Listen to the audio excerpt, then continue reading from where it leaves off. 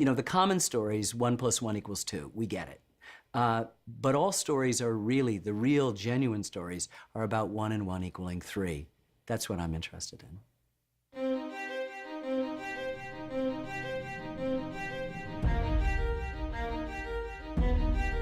We live in a rational world. We're absolutely certain that 1 and 1 = 2, and it does. But the things that matter most to us, some people call it love, some people call it God, some people call it reason, is that other thing where the whole is greater than the sum of the parts. And that's the 3.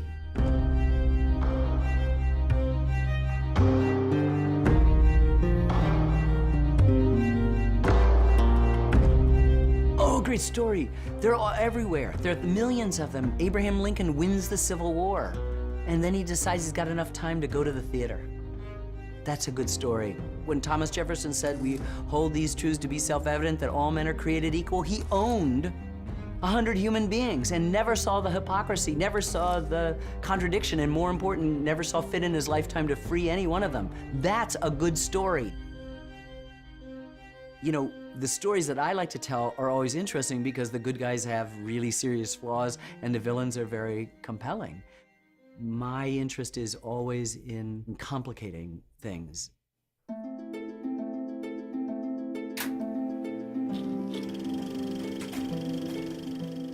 Jean-Luc Godard said, "Cinema is truth 24 times a second." Maybe. It's lying 24 times a second, too. All the time. All story is manipulation. Is there acceptable manipulation? You bet. People say, "Oh boy, I was so moved to tears in your film." That's a good thing? I manipulated that. That's part of storytelling. I didn't do it disgenuinely, I did it sincerely. I am moved by that too. That's manipulation. Truth is, we hope, a byproduct of the best of our stories. And yet, there are many, many different kinds of truths. And an emotional truth is something that you have to build.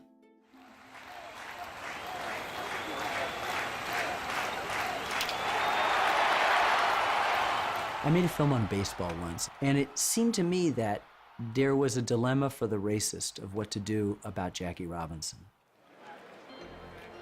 If you were a Brooklyn Dodger fan and you were a racist, what do you do when he arrives? You can quit baseball altogether. You can change teams, or you can change.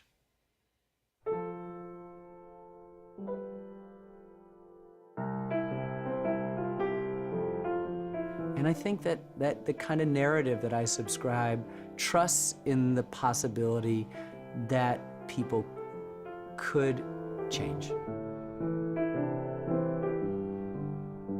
I hope it's a positive version of manipulation, but I do think that we do coalesce around stories that seem transcendent.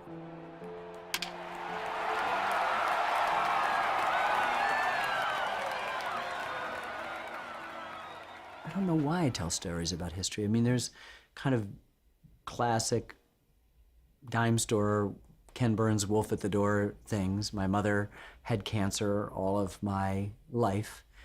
She died when I was 11. There wasn't a moment from when I was aware, 2.5, 3, that there was something dreadfully wrong in my life.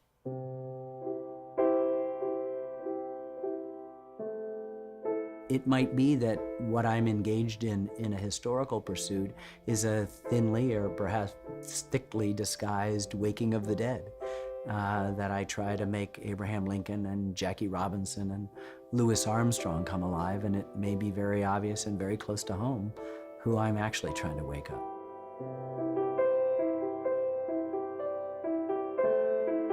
We have to keep the wolf from the door. You know, we tell stories to continue ourselves.